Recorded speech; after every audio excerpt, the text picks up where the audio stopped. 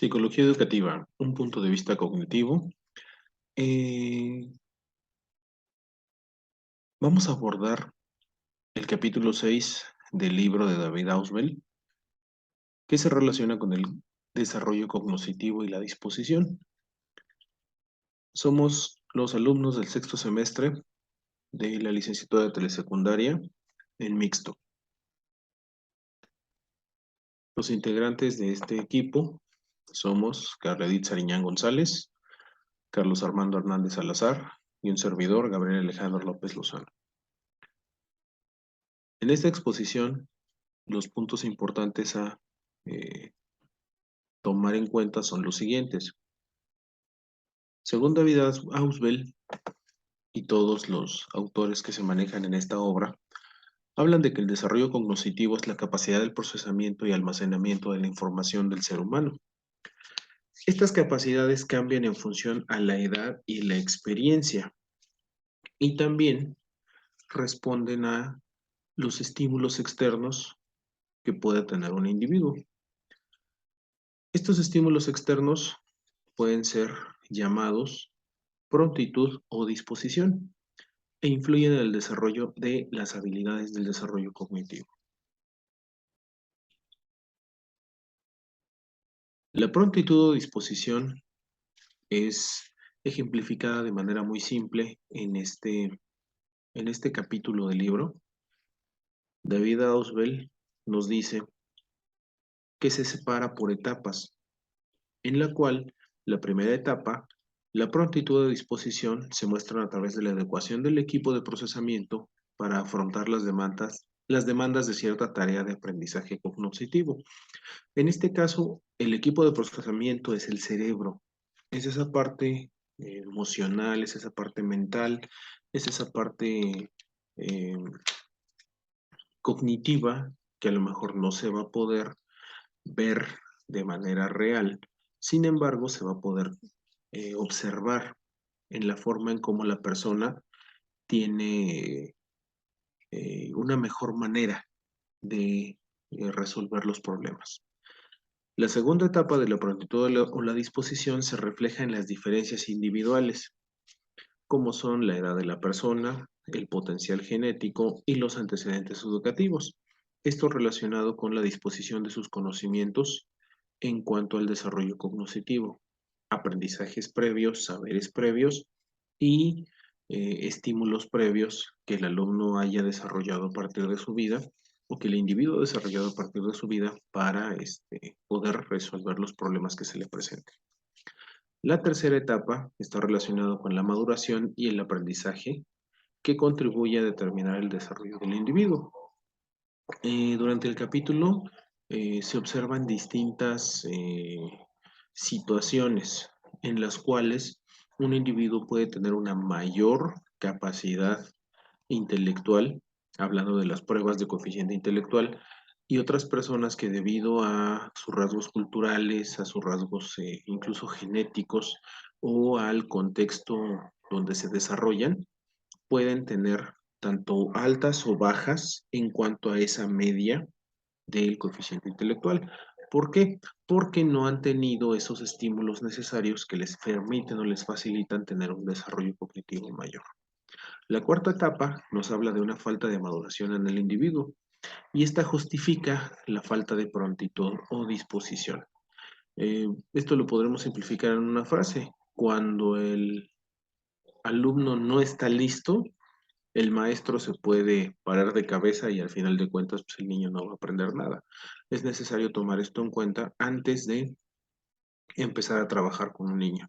Este capítulo se define en una frase: aprenda o investíguese qué es lo que sabe el alumno y en consecuencia enséñese eso. La siguiente lámina nos habla de las aplicaciones pedagógicas que tiene el conocer esta prontitud o disposición en el alumno. Para poder trabajar con un alumno es necesario conocer y tener unos niveles de madurez intelectual antes de poder hablarle de algún tema en específico. No podemos hablarle a un niño de física cuántica o de teoría de cuerdas o de eh, sistemas estelares, velocidad luz, si en un principio no hemos trabajado con él en lo más básico? Recordemos que los alumnos aprenden de lo general a lo particular. Entonces, si les vamos a hablar de temas muy elevados intelectualmente, pues primero tenemos que conocer qué es lo que realmente saben estos alumnos. En consecuencia, cuando un niño crece, sus proporciones de competencia aumentan en función a una parte motora y una parte intelectual. Lo comentábamos en clase, e incluso los compañeros lo llegamos a comentar. Hay alumnos que se desarrollan mucho en el área motora y hay muchos alumnos y muchos niños que se desarrollan muchísimo en la parte intelectual. Sin embargo, cuando los cambias de posición y los mandas de un extremo al otro, ahí es donde los niños presentan algunas deficiencias. No es que sea malo, sino por el contrario, o sea, este niño puede desarrollar las dos. Hay que tomar en cuenta en cuál tiene mayores capacidades y en consecuencia, pues desarrollarlo al ritmo y al modo que el alumno tenga. Otra aplicación pedagógica que tiene el saber sobre esta situación es que un niño de mayor edad es capaz de aprender todo invariablemente más fácil que uno de menor edad. Lógicamente, por esas habilidades motoras y esas habilidades intelectuales que se desarrollan con la edad, un alumno mayor puede aprender más rápido y más fácil que uno menor. ¿Por qué? Porque el alumno mayor, a pesar de a lo mejor las deficiencias que pueda tener de manera intelectual, su capacidad motora es mayor y en consecuencia eso le permite aprender un poquito más rápido que un alumno de menor edad. La adquisición de muchos logros intelectuales puede acelerarse si se proporciona a los niños experiencias adecuadas a sus capacidades cognitivas y modos de funcionamiento. Esto es muy importante y se maneja durante todo el capítulo. Entre más le des a un alumno, el alumno en consecuencia va a aprender mucho más.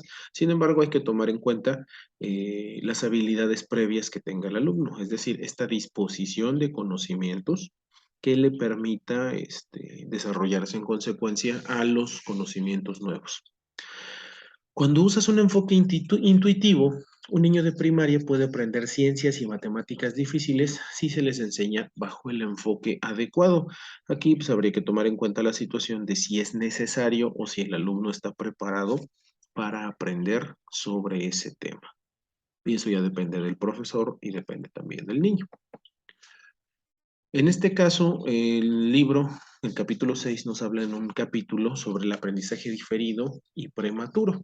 En el caso del aprendizaje diferido, nos habla de que muchos alumnos tienen capacidades mucho mayores y es importante, en consecuencia, enseñarles lo que los alumnos te pidan. Sin embargo, hay que considerar el extremo opuesto, que es la enseñanza de forma prematura. Quiere decir que vas a enseñarle un tema o un conocimiento a un alumno que aún no tiene esa disposición cognitiva para poder aprenderlo. Entonces hay que tomar en cuenta estos tres puntos. Enseñar a un estudiante que aún no desarrolla un proceso cognitivo adecuado corre el riesgo de fracaso, pues no asegura una prontitud adecuada. Creo que lo comenté con anterioridad. Si un alumno no aprende algo, no es porque no quiera, sino porque todavía su capacidad intelectual, sus saberes previos, sus conocimientos, su experiencia, no le permiten comprender ese aprendizaje tan avanzado. El número dos, los niños preescolares son capaces de aprender a leer, pero no significa que les sea adecuado. Y exigírselos puede tener a lo mejor un efecto negativo a largo plazo. Eso lo comentábamos también en clase.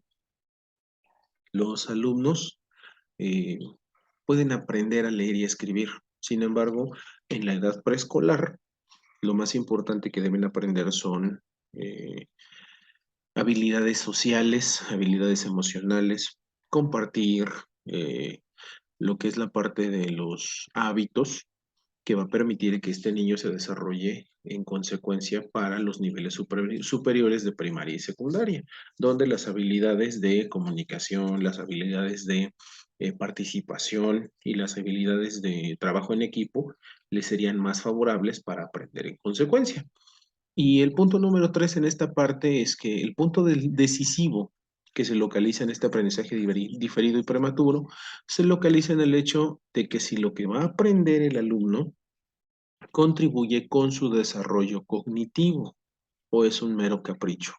¿Lo puedes enseñar? Claro que lo puedes enseñar. ¿El niño lo puede aprender? Claro que lo puede aprender, pero tienes que tener tanto el enfoque real, el enfoque específico de esto que va a aprender el niño, perdón, y lógicamente de de la disposición que tenga y la prontitud que el alumno maneje. Entonces hay que tomar mucho en cuenta estos tres puntos para la hora de trabajar con cualquier estudiante. El capítulo también nos habla de una situación con respecto a la falta de estos estímulos externos y lo llama efectos de la privación ambiental. La privación ambiental prolongada trae consigo retraso del desarrollo intelectual. Lo he manejado y lo he comentado con muchos de mis compañeros. Ha habido escuelas donde se ha observado que los niños de preescolar de cierta edad, digamos 3 a 5 años, no hablan, no se expresan, no comunican, no participan, simplemente están en un estado que podríamos a lo mejor exagerar al llamarlo así, pero que es un estado de cierta manera vegetal. No hablan, no dicen, nada más te contemplan. Al observar su contexto familiar, se observa que los padres de familia no los atienden de cierta manera, no hablan con ellos, no les comunican, no les enseñan palabras, no no los llevan a lugares donde ellos puedan aprender, no les ponen libros, no les ponen videos, no les ponen atención para acabar pronto. Entonces, estos niños tienen una privación ambiental donde ellos, de cierta manera, únicamente contemplan lo que está a su alrededor, pero no hay un adulto que les ayude a decodificar esos estímulos que están teniendo.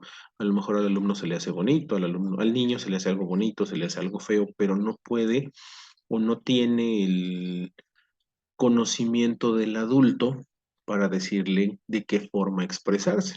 Entonces es razonable suponer que ante la falta de estímulos menores al desarrollo, al desarrollo para incorporar, acomodar, ajustar y reconciliar conocimientos nuevos. Esto lo maneja Heff en 1949. Es de suma importancia la experiencia sensorial y perceptual para aprender a solucionar problemas. Esto lo dice Piaget en 1952. Los efectos de un medio restringido incluyen diferente discriminación perceptual, carencia de información, conceptos y proposiciones de relación. Esto lo dice Deutsch en 1963. Y los ejemplos son extremadamente claros con niños en circunstancias poco favorables y sin estimulación. Estos muestran una interrupción en el desarrollo intelectual, pero también el mismo libro nos dice, el mismo capítulo nos maneja más adelante. No quiere decir que ya no lo van a aprender, porque habla de una situación de irreversibilidad, pero también nos dice que la irreversibilidad es irreversible. Quiere decir que un alumno al que no se le ha enseñado en consecuencia, con el estímulo adecuado y con el enfoque y con los conceptos y con las estrategias y las técnicas necesarias, este alumno puede aprender y nivelarse, pero necesita echarle muchas ganas ese docente para descubrir por dónde agarrar el hilito para que su alumno trabaje en consecuencia. Existen también, al haber una privación ambiental, un probable o posible retraso del lenguaje. Este corresponde en gran medida a un entorno culturalmente marginado, donde la falta de etiquetas y referentes textuales no permiten que el alumno o que el niño modele y moldee su vocabulario. Estos ambientes culturalmente marginados son aquellos donde se utilizan mucho los barbarismos o los modismos en los cuales los niños eh, se comunican a groserías, se comunican utilizando eh, palabras muy simples y no tienen un nivel de expresión alto. No pueden argumentar, no pueden defender de cierto modo realizar un debate de ideas. no tanto de una manera tan estructurada, pero sí que puedas platicar con ellos y que ellos te digan sus razones. Les cuesta trabajo, por lo mismo que su entorno no tiene un vocabulario tan amplio y tan extenso. Logran comunicarse, sí, pero no lo comunican como quisieran. En este caso, pues los padres contribuyen a esta situación y en muchos casos la empeoran, porque al no existir una comunicación completa, el habla se restringe y la comunicación no es variada, precisa o explícita. Las consecuencias más importantes del retraso lingüístico del niño marginado culturalmente es una transición más lenta y menos completa del modo concreto al abstracto. Y es ahí donde nos vemos en problemas. ¿Cómo es posible que este niño que ya pasó todo el preescolar, que ya pasó toda la primaria, en secundaria no me esté respondiendo? Y ese es el meollo del asunto. Uno como docente dicen al pueblo que fueres, haz lo que vieres. Sí, pero también si te estás dando cuenta que los alumnos tienen un retraso cultural y en el lenguaje, tú como docente tienes que buscar la manera de enseñarles esa parte del lenguaje que aún no están dominando. Entonces es importante tomar en cuenta la situación y apoyar a estos alumnos en consecuencia. Por último, la enseñanza, bueno, hablando de lo penúltimo que vemos en este trabajo es la enseñanza y el desarrollo intelectual. Algunas pruebas demuestran que al reanudar la asistencia a la escuela o a estímulos adecuados, los niños aumentan paulatinamente su coeficiente intelectual al presentar un programa correctivo. Esto es cierto. Con la pandemia que tuvimos ahorita, todavía no estamos, no, todavía no hemos terminado, todavía no hemos salido. La pandemia de COVID-19, que empezó precisamente en 2019 y estábamos ahorita en 2022, tuvimos un retraso de los alumnos de 2 años que no pudieron acceder a clases presenciales. En ese sentido, se hizo un proceso de revaloración, se volvieron a hacer muchas pruebas diagnósticas para saber cuál es el nivel en el que se quedaron los alumnos y se hizo un programa correctivo. Este programa correctivo favoreció muchísimo a los alumnos, alumnos que no tenían un desarrollo cognitivo elevado, lo empezaron a elevar y en consecuencia la participación que tenían en clases cambió muchísimo. Alumnos que no hablaban con el profesor, alumnos que no se desarrollaban en escritura, en lectura, en matemáticas, que realmente con trabajo sabían escribir su nombre en este programa correctivo que se fue llevando paso por paso, logró hacer que muchos de esos alumnos despegaran, no a un nivel del grado en el que están, pero sí por lo menos se llegó a solventar por lo menos un ciclo escolar. Si los alumnos estaban en tercero, por lo menos ahora los alumnos están en un nivel de segundo. Si los alumnos están en sexto, por lo menos están en un nivel ahorita de quinto o de cuarto. Y eso favorece mucho a este hecho de que se haya atrasado tanto a los alumnos por culpa de la pandemia. Si se continúa con este programa correctivo, es probable, muy, muy probable, que los alumnos logren nivelarse. A lo mejor no a un nivel alto, pero sí por lo menos a un nivel intermedio donde puedan defenderse y lograr acceder de una manera menos compleja a secundaria o bachillerato. En este sentido, los profesores tenemos que tener mucha precaución porque la frustración y la desmoralización de los alumnos es algo que va a ocurrir con mucha frecuencia si los alumnos se encuentran inmersos en experiencias escolares impropias, donde los docentes, en lugar de motivar, se vuelvan eh, pues una situación de desagrado, una situación de donde existan barreras, las cuales el docente va a poner, a lo mejor de manera implícita o de manera eh, indirecta, donde el profesor por comentarios o por no desarrollar una clase amena, una clase interesante, pues el alumno presente esta frustración y desmoralización. Digo, pues ¿para qué vengo si no me van a enseñar nada? ¿Para qué vengo si nomás me van a regañar? ¿Para qué vengo si nomás me van a estar fastidiando? Entonces sí hay que tomar en cuenta esto para que no ocurra en las aulas con nuestros alumnos. Por último, el capítulo 6 nos habla sobre las etapas del desarrollo según Piaget. Eh, este esquema nos permite entender esa disposición y esa prontitud de la que habla el capítulo. De cierta manera, con este pequeño em, esquema, podemos entender esa disposición y esa prontitud de la cual hablan y cómo los estímulos externos van a evitar o van a facilitar el acceso del niño a a un desarrollo cognitivo mayor. En este caso, dice Piaget, la cognición es el proceso por el cual obtenemos información del mundo. Comprende los procesos de percibir, pensar, aprender, recordar y comprender. Percibir, pensar, aprender, recordar y comprender. Si no tenemos estas habilidades naturales, por llamarlos de alguna manera, acceder al siguiente nivel nos va a costar mucho trabajo. Algo que maneja que se me hace muy interesante es la etapa sensiomotora, donde los niños utilizan los sentidos. En este caso, no sé si sepan esa costumbre que se tiene de envolver al bebé como taquito y tenerlo ahí aventado, ¿no? En la cuna, en la carreola o en los brazos. No se le habla al niño, no se le estimula, no lo acaricias, no lo pones a jugar, no lo pones a estirar.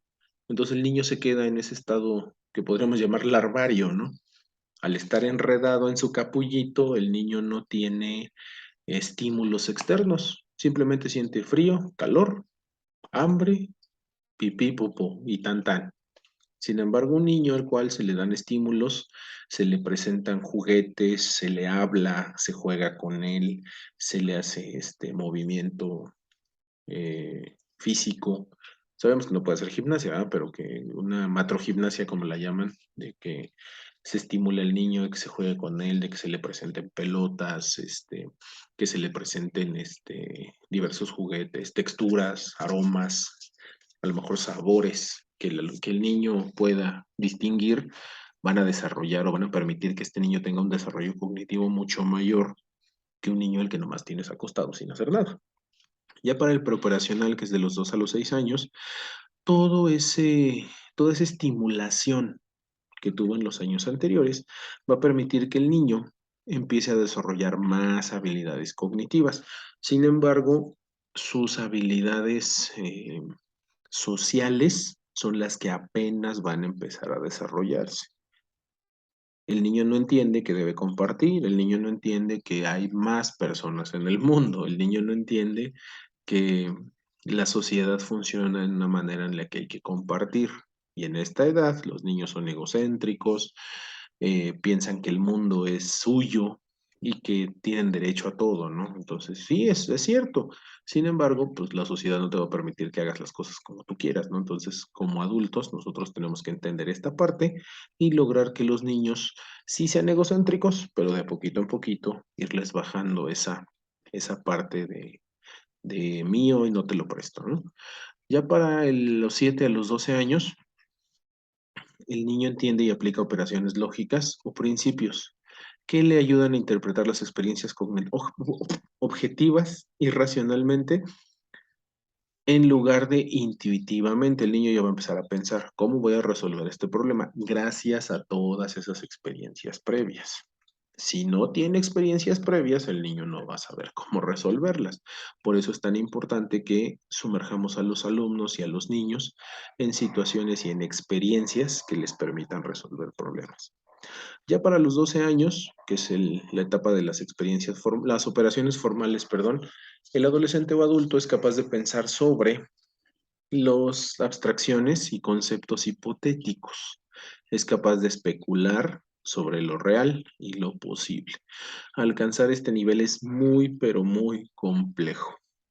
Si uno como adulto a veces no logra ni siquiera llegar o no sé, consolidar la parte de las operaciones concretas, llegar a la de operaciones formales con un nivel tan alto como pide Piaget, sí es complejo. Hay muchos adultos que no entendemos de abstracciones, no entendemos de situaciones hipotéticas y realmente todavía a esta edad a lo mejor 20, 30, 40, 50 años, llegamos a tener situaciones, digo, es que no pensé, pues sí, no pensaste.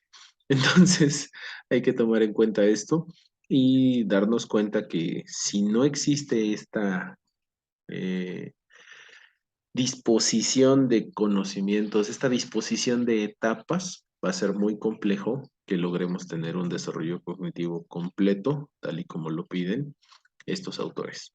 Entonces es importante que nos demos cuenta de esto, trabajar en consecuencia y darnos cuenta de lo que los alumnos realmente necesitan.